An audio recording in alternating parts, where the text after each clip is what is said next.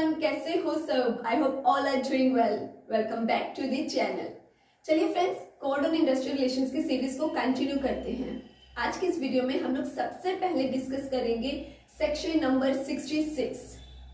ये सेक्शन में ना हमने मेनली 3 बातें समझनी है। सबसे पहले कंटिन्यूअस सर्विस क्या होती है। अगर मैं आपको बोल लूं एक पिंकू है, वो ना XYZ कंपनी में काम करता है।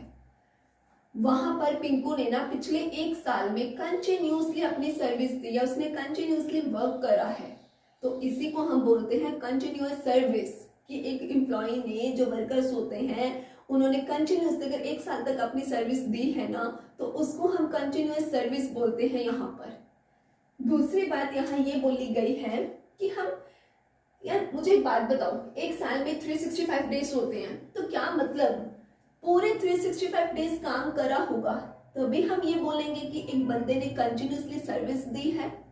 नो। तो फिर कितने दिन वर्क किया होना चाहिए कि हम ये मान करके चल लेंगे कि आपने पूरे 1 साल तक कंटिन्यूस सर्विस दी है? अब हम वो समझेंगे।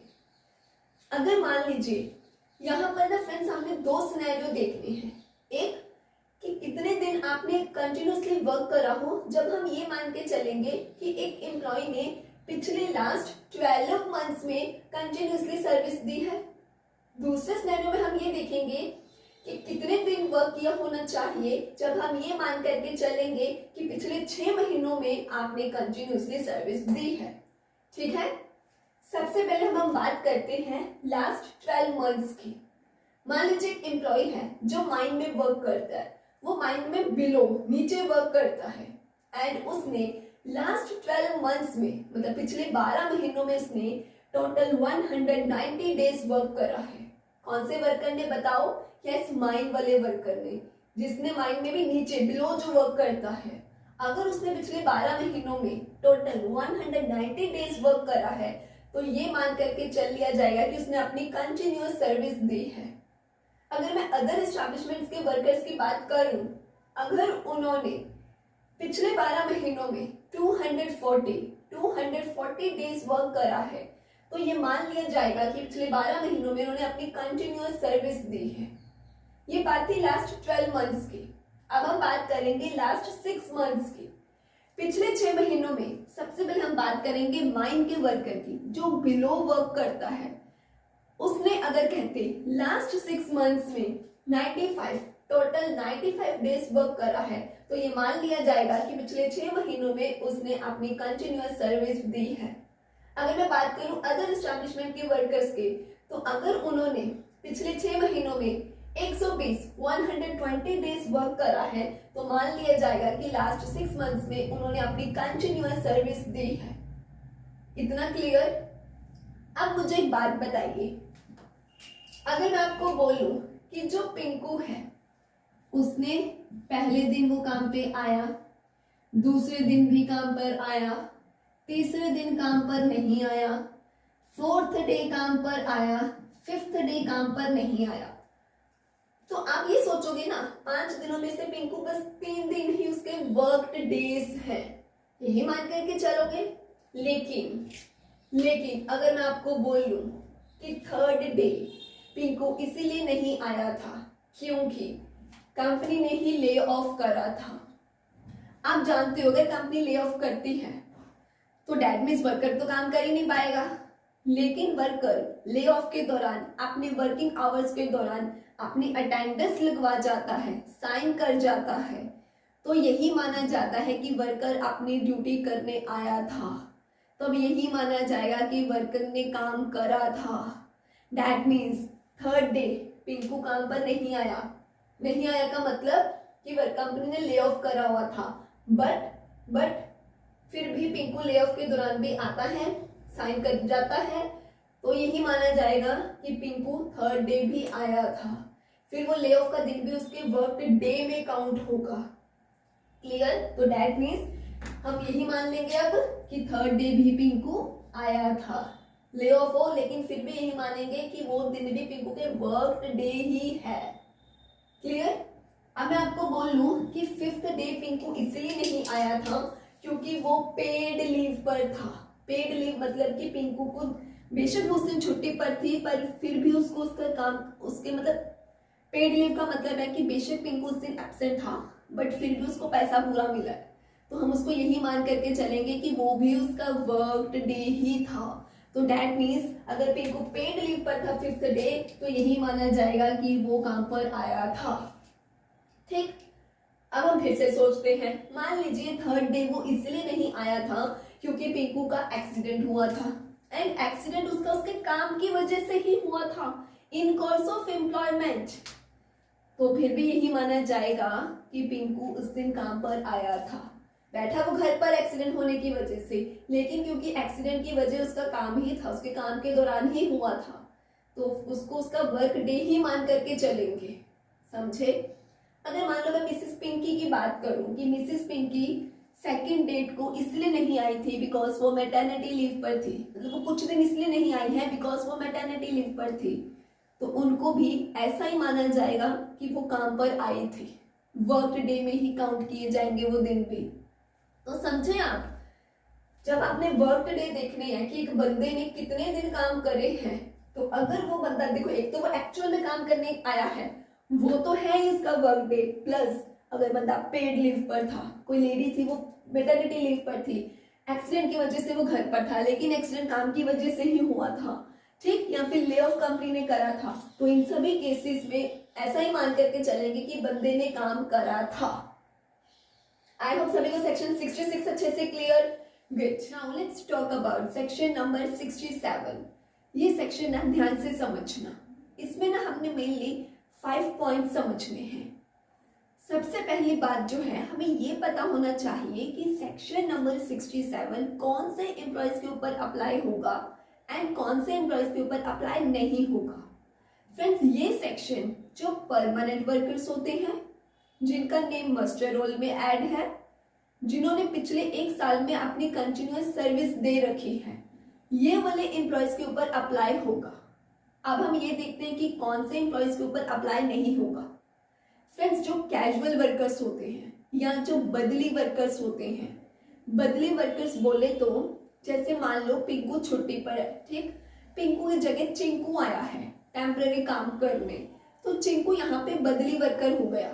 तो ये जो कैजुअल और बदली वर्कर्स होते हैं ना, इनके ऊपर ये सेक्शन अप्लाई नहीं होता है, बट एक एक्सेप्शन है। अगर मान लो बदली वर्कर्स, जैसे हमारी एग्जाम्पल में मैंने आपको बताया कि पिंकू छुट्टी पर है, तो उसकी जगह चिंकू काम पर आया है। अगर चिंकू ने पिछले 1 साल में अपनी कंटिन्यूअस वर्किंग जो भी सर्विस थी वो दे दी उसमें, तब है तो देखो चिंकू बदली वर्कर ही पिंकू की जगह आया है। लेकिन अगर उस चिंकू ने, उस बदली वर्कर ने 1 साल अपनी कंटिन्यूअस सर्विस दे दी, तो फिर उस पर भी ये सेक्शन अप्लाई हो जाएगा। ये पहला पॉइंट सभी को क्लियर हुआ। अब हम सेकंड पॉइंट की बात करते हैं। ले ऑफ क्या होता है? ले ऑफ होता है फ्रेंड्स जब कंपनी क्या है, टेम्पररी अपने काम को बंद कर देती है।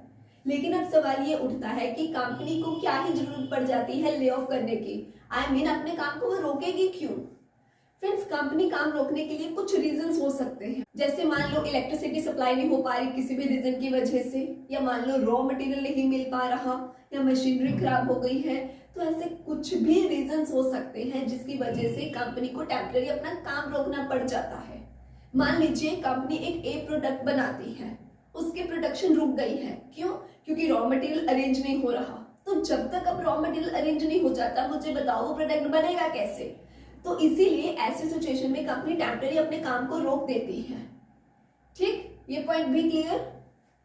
थर्ड पॉइंट, अब हमें ये बात करते हैं कि क्या ले ऑफ के दौरान, जब तक के लिए ले ऑफ हो गया है तब तो एम्प्लॉयज कोई काम तो कर नहीं रहे, तो क्या एम्प्लॉयज को कुछ पैसा मिलता है, कोई कॉम्पनसेशन का अमाउंट मिलता है? यस, मिलता है, लेकिन कितना और कैसे, वो हमें थर्ड पॉइंट बताएगा। अब वर्कर्स की जितनी भी सैलरी होती है plus dearness allowance, basic salary plus dearness allowance का जितना भी अमाउंट बनता है ना, उसका 50% कर दिया जाता है और 50% वर्कर्स को एज अ कॉम्पनसेशन दिया जाता है। थर्ड पॉइंट भी क्लियर। अब हम इसके फोर्थ पॉइंट की बात समझते हैं। फोर्थ पॉइंट कहता है कि मैक्सिमम जो ले ऑफ का कॉम्पनसेशन देना होता है ना, वो 45 45 डेज तक का ही देना होता है। मतलब कि अगर मान लीजिए जो ले ऑफ है वो 70 डेज तक चल रहा है, तो इसका मतलब ये नहीं है कि कंपनी 70 दिन तक ही देगी कंपनसेशन। मैक्सिमम 45 डेज है। 45 डेज के बाद कंपनी चाहे तो कंपनसेशन देना बंद कर सकती है, अगर पहले से ही अग्रीमेंट हो करके रखा है तो। ठीक, ये पॉइंट भी क्लियर। लास्ट पॉइंट बोलता है मैक्सिमम 45 डेज तक का कंपनसेशन देना होता है, राइट। अगर मान लो 45 डेज पूरे हो चुके हैं और कंपनी अगर किसी को रिट्रेंच करना चाहती है, क्या कंपनी रिट्रेंचमेंट कर सकती है? रिट्रेंचमेंट बोले तो क्या वो किसी एम्प्लॉय को काम से निकाल सकती है, जॉब से निकाल सकती है? यस, 45 डेज होने के बाद कंपनी चाहे तो किसी भी एम्प्लॉय को रिट्रेंच कर सकती है। उसके लिए जो सेक्शन 70 में रूल्स बताए गए हैं ना, लेकिन कंपनी को वो फॉलो करने पड़ेंगे उसके अकॉर्डिंगली ही। ये भी क्लियर। अब हम एक एग्जांपल देख लेते हैं। मान लीजिए कंपनी है, XYZ कंपनी है, उनके रॉ मटेरियल की शॉर्टेज आ चुकी है, जिसके चलते टोटल मान लीजिए 60 डेज का ले ऑफ कर दिया गया है। अब हम जानते हैं मैक्सिमम तो 45 डेज हो गए हैं। मान लीजिए हम पिंकू के अकॉर्डिंगली चलते हैं कि पिंकू की basic salary and dearness allowance मान करके अमाउंट 600 रुपीज बन रहा था। 600 रुपीज का पहले तो कंपनी क्या करेगी, 50% करेगी। आई रिपीट, कंपनी ने टोटल 60 डेज का ले ऑफ करा है। अब यहाँ पे कंपनसेशन देने के लिए कंपनी पहले पिंकू की बेसिक सैलरी और डियरनेस अलाउंस देखेगी। मान लो इन दोनों का अमाउंट 600 रुपए आ गया है, ठीक है, 600 आ गया है। कंपनी 600 का 50% कर देगी। बताओ जल्दी कितना आया? हाँ जी, 300 रुपीज आ गया। कितने दिन का ले ऑफ है? 60 दिन का। लेकिन हम जानते हैं कि मैक्सिमम 45 डेज, तो इसीलिए ये जो 300 आया ना, 300 को 45 डेज के साथ मल्टीप्लाई करेंगे। 60 साथ क्यों नहीं किया, जल्दी बताओ। हाँ जी, क्योंकि मैक्सिमम 45 डेज तक का कंपनसेशन देना होता है। हो सकता है कंपनी का पहले एग्रीमेंट होकर के रखा है तो मैक्सिमम 45 डेज तक का देना है, तो इसीलिए जब बेसिक सैलरी और डियरनेस अलाउंस का 50% निकल करके 300 आया, तो कंपनी ने 45 डेज के साथ ही 300 को मल्टीप्लाई करा। अमाउंट 13,500 आ गया, 13,500 रुपीज आया। अब पिंकू को 13,500 रुपीज ऐसा कंपनसेशन ले ऑफ का मिल जाएगा। टोटल 60 डेज का ले ऑफ था, 45 डेज जब हम मैक्सिमम थे। 60 को 45 से माइनस करो, 15 दिन होते हैं। ये अब जो 15 दिन बचे हैं, कंपनी के लिए इसका कंपनसेशन देना जरूरी नहीं है। क्यों? क्योंकि मैक्सिमम यस 45 डेज तक का ही देना होता है। ये भी क्लियर। ये तो बात थी फ्रेंड्स 13,500 रुपीज का अमाउंट पिंकू को मिला ले ऑफ का कंपनसेशन के रूप में। लेकिन जरा सोचो, अगर कंपनी पिंकू को 45 डेज हो जाने के बाद रिट्रेंच कर दे तो, अगर पिंकू को जॉब से निकाल दिया गया तो यहाँ पे रिट्रेंचमेंट का कंपनसेशन देना पड़ेगा। अब मान के चलिए पिंकू का रिट्रेंचमेंट का कंपनसेशन का अमाउंट बनता है ₹5,000। आपको क्या लगता है कंपनी यहाँ पर पिंकू को पूरा 5,000 देगी? नहीं। क्यों? क्योंकि कंपनी जो उसने पहले ले ऑफ का 13,500 दिया ना, इसको अमाउंट 5,000 में से उसको माइनस करेगी। फिर जो 8,500 बचा वो पिंकू को मिलेगा। बात क्लियर हुई सभी को? सो आई होप आपको ये सेक्शन भी clear. Good. Now let's talk about section number 68. Friends यहाँ पर ये सेक्शन पता क्या कहता है? बेशक कहते जो एम्प्लॉयज हैं वो इस वक्त ले ऑफ पर है, लेकिन फिर भी उस कंपनी का जो भी ऑनर रहता है या मैनेजर रहता है ना, उनकी ये जिम्मेवारी होती है कि वो प्रॉपर मस्टर रोल प्रिपेयर करे, मेंटेन करे, मतलब कि कह लो अटेंडेंस रजिस्टर बनाए। ये बहुत जरूरी है। यहाँ पे कंपनी ये नहीं कह सकती अरे वर्कर्स तो ले ऑफ पे है, क्या ये अटेंडेंस रजिस्टर बनाना, क्या ये मस्टर रोल बनाना, ये चीज नहीं चलेगी। एक तो यहाँ पे मतलब ऑनर मैनेजर जो होते हैं इनकी जिम्मेवारी है कि वो मस्टर रोल बना करके प्रॉपरली रिकॉर्ड मेंटेन करें। दूसरा, जो वर्कर्स इस वक्त ले ऑफ पर है, कहते उनकी भी रिस्पॉन्सिबिलिटी बनती है कि वो भी अपने वर्किंग आवर्स के दौरान जाए कंपनी में, मस्टर रोल में अपना नेम लिखवाना है, साइन करने हैं या थंब लगाना है, करे वो। मतलब आप यहाँ पे ये नहीं करोगे कि हमें कंपनी ने इस वक्त काम तो दे नहीं रही, घर पे बैठते हैं, क्यों ही जाना है कंपनी में जाके एक साइन करके आना है, छोड़।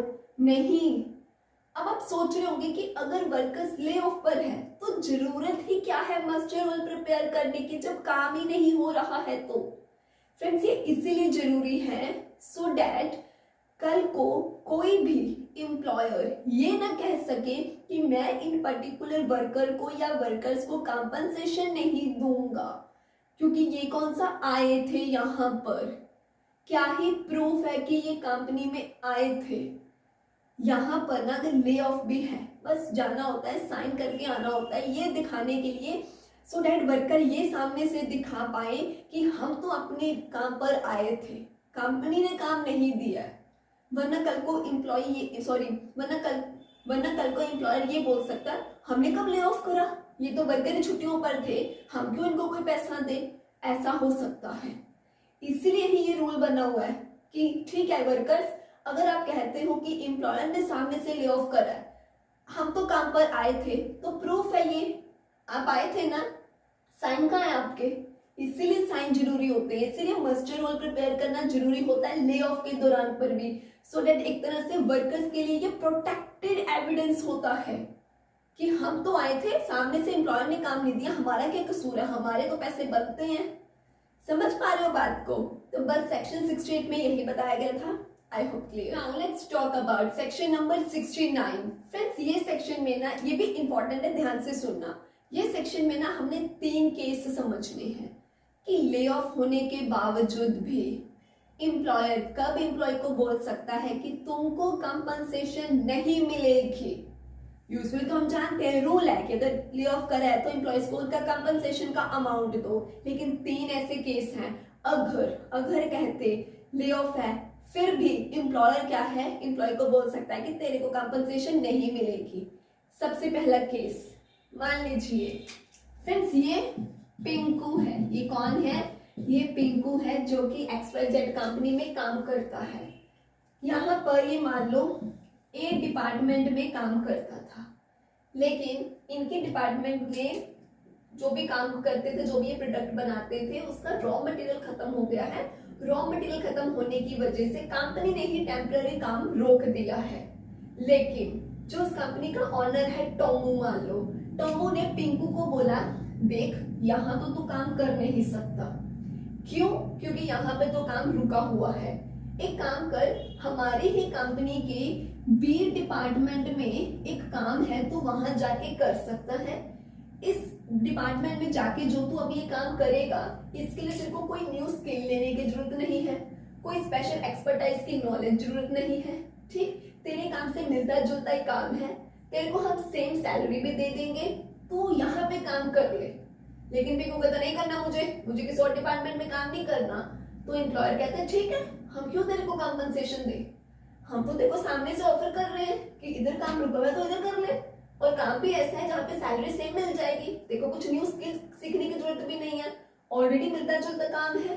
बट पिंकू मना करता है, कोई कंपनसेशन नहीं मिलेगी, बेशक ले ऑफ हुआ है। या मान लो कंपनी, वो जो टोमो है ना, टोमो पिंकू को कहता है हमारी ना एक 8 किलोमीटर के दायरे में ही क्या है, एक सी कंपनी है, तो इधर जाके काम कर ले। मतलब या तो वो इसको अपनी ही सेम कंपनी के दूसरे किसी डिपार्टमेंट में कोई काम दे सकती है, या अपनी ही किसी अनदर ब्रांच में, किसी और ब्रांच में भी वो भेज सकती है कि इधर जाके काम कर ले जब तक इधर रुका हुआ है। टेंशन मत ले, हमारी दूसरी ब्रांच में जो तेरे को काम मिलेगा, कोई स्पेशल स्किल की जरूरत नहीं है, कुछ स्पेशल सीखने सूखने की जरूरत नहीं है, सेम सैलरी दे देंगे, सेम मिलता जुलता सा ही काम है, कर ले। ये मना कर रहा है, कंपनसेशन नहीं मिलेगी। तो केस 1 में आप क्या समझे, अगर ले ऑफ हुआ है और ऑनर या मैनेजर उस एम्प्लॉय को सामने से या तो सेम वही विद इन कंपनी में ही कुछ और काम दे रहा है, या अपनी ही किसी और ब्रांच में दे रहा है, वर्कर मना कर रहा है, तो ले ऑफ की कंपनसेशन नहीं मिलेगी। पहला केस क्लियर। अब हम बात करते हैं सेकंड केस की, जो ऑलरेडी हमने सेक्शन नंबर 68 में समझा। मान लीजिए ये कंपनी है इसमें ले ऑफ हुआ है, आ रहे हैं एम्प्लॉइज ले ऑफ के दौरान वर्किंग आवर्स में ही मस्टर रोल में अपने अपने साइन करके जा रहे हैं। पिंकू कहता है कौन जाए, है मैं नहीं जाता, कहते एक साइन करने के लिए। तो ठीक है भाई, आपको कॉम्पनसेशन भी नहीं मिलेगी। क्यों? क्योंकि प्रूफ ही नहीं है कि ले ऑफ के दौरान आप आए थे। समझ गए? ये तो पॉइंट आप सेक्शन 68 में समझ ही चुके हो। ठीक है, अच्छा ये भी हो गया। अब हम इसके केस नंबर 3 की बात करते हैं। केस 3 यहाँ पे कहता है फ्रेंड्स, मान के चलिए एक ही कंपनी है, कंपनी एक ही है, ये एक ही कंपनी है और इस कंपनी के ये 2 डिपार्टमेंट्स हैं। ये डिपार्टमेंट प्रोडक्शन करने का काम करता है, मतलब एक प्रोडक्ट बनाता है, और ये डिपार्टमेंट उसी बने हुए प्रोडक्ट्स की पैकिंग करता है। क्या करता है? पैकेजिंग करने का काम करता है। मुझे एक बात बताइए, अगर ए डिपार्टमेंट वाले वर्कर्स स्ट्राइक कर दे कि हम काम नहीं करेंगे, अगर प्रोडक्शन रुक गई है, प्रोडक्ट बन ही नहीं रहा है, तो क्या बी डिपार्टमेंट वाले लोग उस प्रोडक्ट की पैकेजिंग कर पाएंगे? जब प्रोडक्ट ही नहीं बन रहा तो पैकेजिंग किसकी होगी? राइट। अब ए डिपार्टमेंट वाले लोगों ने क्या कर दिया है? स्ट्राइक कर दी है। ऑटोमेटिकली बी वाले जो डिपार्टमेंट के लोग थे उनका काम रुक गया। बी डिपार्टमेंट वाले लोग कहते हैं कि हमारा काम रुक गया है, हमें कॉम्पनसेशन दीजिए। आपको क्या लगता है, ये बी डिपार्टमेंट वाले लोगों को कॉम्पनसेशन मिलेगा? नो। क्यों? क्योंकि ये ए डिपार्टमेंट का जो काम रुका है वो किसी एम्प्लॉयर ने नहीं रोका है, एम्प्लॉयज ने खुद स्ट्राइक करी है, और एम्प्लॉयज के स्ट्राइक करने की वजह से ही बी डिपार्टमेंट का काम रुका है। दैट्स व्हाई यहाँ पर एम्प्लॉयर बोलेगा कि हमने तो आपका काम नहीं रोका, ए डिपार्टमेंट के एम्प्लॉयज ने स्ट्राइक करी है, अब आपका काम भी साथ में रुक गया तो हम क्या करें? तो ऐसे केस में भी जो एम्प्लॉयर हैं वो कंपनसेशन नहीं देंगे। मतलब कि अगर एक डिपार्टमेंट का काम दूसरे डिपार्टमेंट के एम्प्लॉयज के स्ट्राइक करने की वजह से रुक जाता है, तो यहाँ भी फिर उस डिपार्टमेंट के एम्प्लॉयज को कंपनसेशन नहीं मिलती है। आई होप आपको ये तीनों के तीनों सिनेरियोस क्लियर। पहला, अल्टरनेटिव जॉब ऑफर कर दी, या दूसरा, ले ऑफ के दौरान मस्टर रोल में साइन सून करने नहीं गए। तीसरा, एक डिपार्टमेंट के एम्प्लॉयज से स्ट्राइक करेंगे तो दूसरे डिपार्टमेंट के एम्प्लॉयज कंपनसेशन डिमांड नहीं कर सकते हैं। तो ये तीनों ही वो सिनेरियोस थे जहां कंपनसेशन ले ऑफ की वजह से भी नहीं ही मिलेगी। Clear? Let's talk about section number 70। Friends, ये सेक्शन में भी ना हमने 3 मेन पॉइंट्स समझ में हैं। सबसे पहला पॉइंट यहाँ पर यही कहता है कि ये जो है ना सेक्शन, ये अप्लाई कौन से वर्कर्स पर होगा? फ्रेंड्स, वो वाले वर्कर्स पर जो एक इंडस्ट्री में काम करते हैं एंड जिन्होंने कम से कम 1 साल तक अपने, मतलब पिछले 1 साल में अपनी कंटिन्यूसली सर्विस दी हो। ठीक है, एक बंदा है, वो एम्प्लॉय है, वो काम करता है एक फैक्ट्री में, एक इंडस्ट्री में, और उसने पिछले 1 साल में अपनी कंटिन्यूअस सर्विस दे करके रखी है, तो वहां ये सेक्शन नंबर 70 अप्लाई होगा। लेकिन ये सेक्शन नंबर 70 कहता क्या है? ये सेक्शन कहता है कि इस तरह के एम्प्लॉयज को, जो आपके वर्कर्स हैं, इनको आप डायरेक्टली जॉब से नहीं निकाल सकते हो। डायरेक्टली जॉब से नहीं निकाल सकते हो का मतलब यहाँ पर ये है कि अगर मान लो मैं एम्प्लॉयर हूँ, मुझे पिंकू को जॉब से निकालना है, तो मैं ये नहीं कहूंगी पिंकू चलो जी जॉब से निकल जाओ। नहीं, आप ऐसा नहीं कर सकते। पिंकू ने मेरी कंपनी में पिछले 1 साल अपनी कंटिन्यूअस सर्विस दी है, अब उसको अगर जॉब से निकालना है, या तो 1 मंथ का उसको नोटिस देना पड़ेगा, साथ में रीजन लिख करके देना पड़ेगा कि क्या ही रीजन है तेरे को जॉब से निकालने का। या फिर अगर मान लो कई बार आप पहले नोटिस नहीं दे पाते हो, अचानक ऐसी सिचुएशन है कि 1 महीना पहले नोटिस देना पॉसिबल नहीं है, या जो भी रीजन है, तो वहां पर 1 महीना पहले की एडवांस सैलरी देनी पड़ेगी। मतलब अब ऐसा एम्प्लॉयर, या तो मैं पिंकू को रीजन लिख करके 1 महीना का नोटिस दूंगी कि जॉब से जाना है आपको, या फिर अगर मैं नोटिस नहीं देती हूँ, मान लीजिए पिंकू की 1 महीने की 15,000 रुपीज की सैलरी है, तो मैं उसको पहले 15,000 की सैलरी एडवांस में दूंगी और फिर कहूंगी जाइए यहाँ से। तो ये पॉइंट भी क्लियर। अब यहाँ पर सेकंड पॉइंट जो कहता है, ध्यान से सुनना। पहला पॉइंट आप समझ गए ना, या तो उस बंदे को 1 महीने का नोटिस दो या 1 मंथ की एडवांस सैलरी दो। सेकंड पॉइंट यहाँ पे बात करता है कि रिट्रेंचमेंट के लिए आपको एक्स्ट्रा पैसा देना पड़ता है कंपनसेशन के रूप में। अब वो कैसे दिया जाएगा? यहाँ फ्रेंड्स जो भी उसकी ईच एवरी ईयर की सैलरी है, ईच ईयर की सैलरी मतलब उस बंदे ने जितने साल भी काम करा है, हो सकता है 5 साल काम करा, 6 करा, 10 करा, जितने भी साल काम करा है, उसकी एवरेज 15 डेज की एवरेज सैलरी देनी पड़ेगी। एक बंदे ने मतलब जितने साल भी काम किया है, हर एक साल की सर्विस के लिए 15 डेज एवरेज सैलरी देनी पड़ेगी। जैसे मान लो पिंकू की डेली 500 की सैलरी थी, मतलब उसको 500 रुपए डेली का मिलता था। अब यहाँ पे 15 दिन की एवरेज सैलरी देनी है, तो डेली कितना था 500, 500 को 15 से मल्टीप्लाई कर दो, कितना आया 7500, 7500 निकल आया। कितने साल पिंकू ने काम करा है, पिंकू ने मान लो 6 साल काम करा है, तो इस 7500 को 6 से मल्टीप्लाई कर देंगे, मतलब 45,000 रुपीज पिंकू को रिट्रेंचमेंट कॉम्पनसेशन दिया जाएगा। ये क्लियर हुआ कि जितने साल उस बंदे ने अपनी सर्विस दी है उसकी 15 डेज की एवरेज सैलरी निकालेंगे।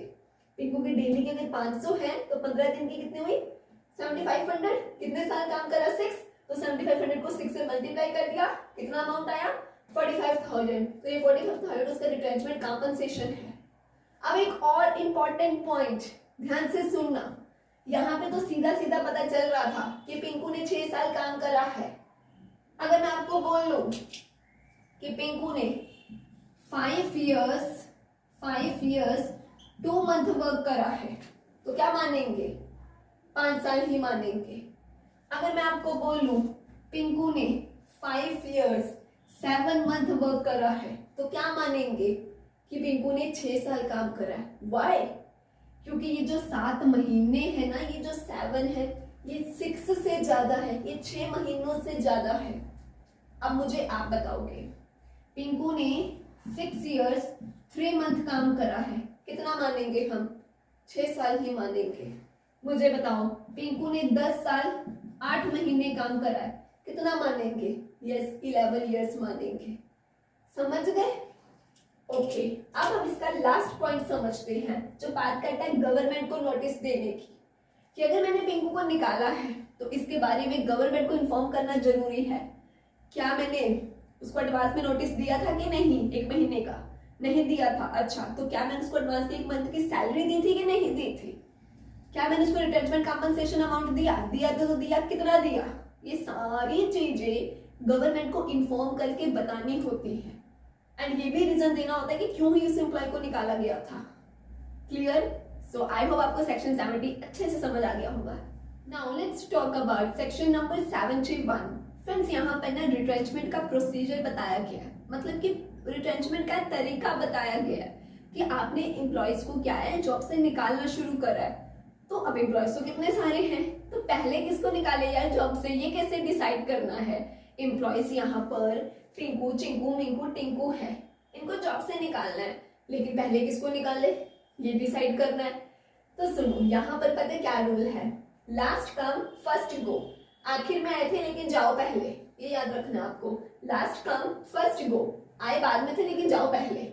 यहाँ पे ये रूल है, कैसे देखो, लेकिन हाँ इसमें ना कंडीशंस हैं। सबसे पहले तो ये जो एम्प्लॉयज हैं ये इंडियन सिटीजन होने चाहिए, नंबर 1 इंडियन सिटीजन, नंबर 2 ये सबके सब सेम कैटेगरी के होने चाहिए। मतलब अगर ये मैं बोलूं ये चारों मशीन ऑपरेटर हैं, मतलब ये मशीन ऑपरेटर्स हैं, तो ये चारों मशीन ऑपरेटर होने चाहिए, या चारों के चारों ही हेल्पर्स होने चाहिए, या चारों के चारों ही क्लर्क होने चाहिए। अगर इन चारों में से देखना है कि पहले किसको निकाले, तो ये चारों के चारों इंडियन सिटीजन होने चाहिए एंड ये सारे के सारे ही सेम कैटेगरी के होने चाहिए। ठीक, अच्छा ये भी समझ गए। अब इन चारों में से पहले कौन जाएगा, यस टिंकू। क्यों? क्योंकि उसने लास्ट में ज्वाइन करा था 2022 को, last come first go, last में यही आया ना 2022 में, तो पहले ये बाहर निकलेगा। पिंकू ने 2018 में ज्वाइन करा था, चिंकू ने 2019 को, मिंकू ने 2020 को, टिंकू ने 2022 को, लास्ट में कौन आया टिंकू, तो पहले टिंकू जाएगा। लेकिन अगर मान लीजिए पहले पिंकू जो कि 2018 में पहले ही आया था, पहले जिसने ज्वाइन करा था, हम जानते हैं कि रूल के अकॉर्डिंगली टिंकू को पहले जॉब से निकालना चाहिए, लेकिन अगर एम्प्लॉयर पिंकू को पहले निकालना चाहे तो क्या निकाल सकता है? यूजुअली गलत है, लेकिन अगर कोई स्ट्रॉन्ग रीजन हो तब निकाला जा सकता है। आई होप ये section clear. Good, now let's talk about section number 72। ये ना एग्जाम्पल से ध्यान से समझना। मान लीजिए ये कौन है? पिंकू, ठीक है। अब पता क्या हुआ, मान लो ये ना एक मशीन ऑपरेटर है, ये इस मशीन पे काम करता था, ये मशीन ऑपरेटर है। इसका जो एम्प्लॉयर है ना इसको रिट्रेंच कर देता है, जॉब से निकाल देता है, ठीक। अब इसको जॉब से निकाले हुए 1 ईयर, 1 साल पूरा भी नहीं हुआ है कि 1 साल के अंदर अंदर ही इसी पर्टिकुलर जॉब के लिए किसी और को ढूंढने की जरूरत पड़ गई है। तो यहाँ पर कहते एम्प्लॉयर को ना पहला मौका इसी को देना है, इसी को दोबारा पूछना है कि यहाँ पर फिर से वैकेंसी अराइज हो गई है, तेरे को रिट्रेंच करे, अभी वैसे भी 1 साल भी पूरा नहीं हुआ, with in 1 year vacancy arise हो चुकी है, फिर से यही जॉब पर एक बंदे की जरूरत पड़ गई है, तो क्या तुम यहाँ पर आओगे? एक शर्त तो ये है कि ये वर्कर इंडियन सिटीजन होना चाहिए। दूसरा, अगर अब ये बोलता है कि हाँ ठीक है मैं फिर से ज्वाइन करने को रेडी हूँ, तो ये इस जॉब पर आ जाएगा। ये मना करते वो बात अलग है, अदरवाइज पहल जो है वो किसी को ही मिलेगी। तो बहुत सिंपल था ये section, I hope clear. Now let's talk about section number 73। Friends, मान लीजिए एक XYZ कंपनी है और ये जो कंपनी है ना ये किसी और ही पर्सन को, पहले ये टोमो की कंपनी थी और अब ये जो कंपनी है वो पिंकू को बेच दी गई है, या फिर ये जो XYZ कंपनी है ये ABC वाली फर्म को बेच दी गई है, या फिर जो पहले एम्प्लॉयर टोमो था वो अब बदल चुका है, तो इसे हम क्या बोलेंगे? इसको बोलेंगे ट्रांसफर ऑफ एस्टैब्लिशमेंट। कि पहले कंफ्यूज मत होना, देखो एक XYZ कंपनी थी, ठीक है, पहले उसका एम्प्लॉयर टोमो था, अब उसका एम्प्लॉयर पिंकू बन चुका है, या तो ये हुआ है, या फिर ये जो XYZ कंपनी थी, मतलब कि सीधी बात बोलो तो यही है कि वो कंपनी किसी और को बेच दी गई है, अब वो कंपनी टोमो की नहीं रही है, ठीक। तो इसको हम बोलेंगे ट्रांसफर ऑफ एस्टैब्लिशमेंट। ये पहला पॉइंट क्लियर। दूसरा पॉइंट जो मेन बात ये बोलता है सेक्शन, देखो अगर तो उस XYZ कंपनी में जो अब टोमो की नहीं रही है, जो अब पिंकू की बन चुकी है, नो डाउट उस कंपनी में एम्प्लॉयज भी तो काम करते हैं, राइट। अब रूल ये कहता है कि उन एम्प्लॉयज को नोटिस देना जरूरी होता है, प्लस कॉम्पनसेशन का अमाउंट देना होता है, बिल्कुल वैसे ही ये सोच करके जैसे कि उनको उनकी जॉब से निकाल दिया गया है, ठीक। तीसरी बात, एक एक्सेप्शनल पॉइंट है, हमने अभी अभी समझा अगर वो जो एस्टैब्लिशमेंट है किसी और को ट्रांसफर हो गई है तो एम्प्लॉयज को इसके रिगार्डिंग नोटिस देना होता है, प्लस उनको कंपनसेशन ऐसे देनी होती है जैसे उनको जॉब से निकाल दिया हो, ठीक। लेकिन कहते हैं उन एम्प्लॉयज को कंपनसेशन देने की जरूरत नहीं पड़ेगी अगर नंबर 1 भले ही वो किसी और को कंपनी ट्रांसफर हो गई है लेकिन वो वर्कर्स अभी भी वहां काम कर सकते हैं, मतलब उनका काम नहीं रुका, उनको बोला कोई बात नहीं तुम करो अपना काम कंटिन्यू, बंदा ही बदला है, ऑनर ही बदला है, कंपनी तो वही है, तुम करो काम, फिर उनको कंपनसेशन नहीं मिलेगी क्योंकि वो अपना काम कंटिन्यू कर रहे हैं, उनको उनके काम की सैलरी मिल रही है। नंबर 2, अगर मान लो जब वो XYZ कंपनी टोमो की थी और मैं उस कंपनी में काम करती थी, तो मान लीजिए मुझको 25,000 रुपीज सैलरी मिलती थी। अब जब वो कंपनी पिंकू को ट्रांसफर हो गई है तो मान लीजिए पिंकू ने मुझे मिलने वाले बेनिफिट्स या मुझे मिलने वाली 25,000 रुपीज की सैलरी कम कर दी है, 25 से उसने 15,000 कर दी है, तो फिर ऐसे केस में कंपनसेशन मिलेगी।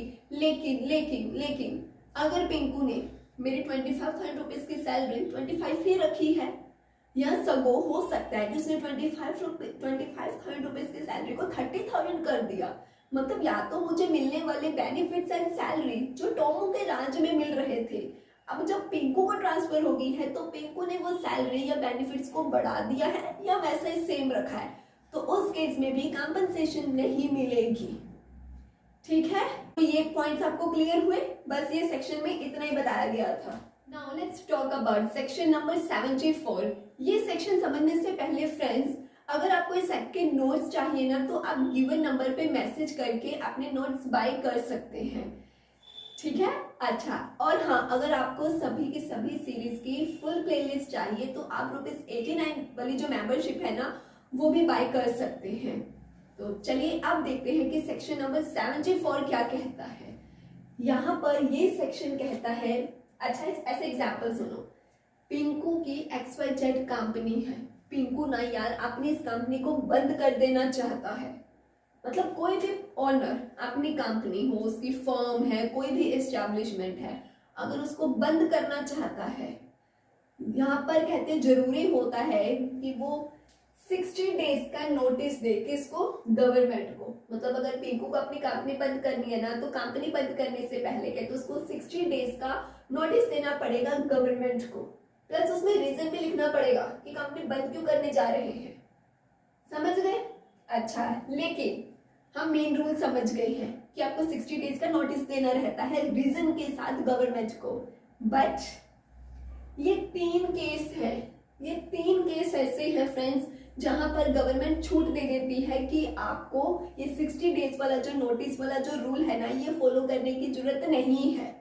वो 3 केस कौन से हैं? नंबर 1, अगर मान लीजिए पिंकू की जो कंपनी है ना उसके लास्ट 12 मंथ्स में मतलब 50 से कम ही वर्कर्स थे, 50 से कम ही वर्कर्स है, छोटी फैक्ट्री है, 20-25 लोगों की फैक्ट्री है, तो ये जो 50 से कम वर्कर्स वाले अगर फैक्ट्रीज है, कोई कंपनीज है ना, तो वहां पे ये रूल लागू नहीं होता है, ठीक है।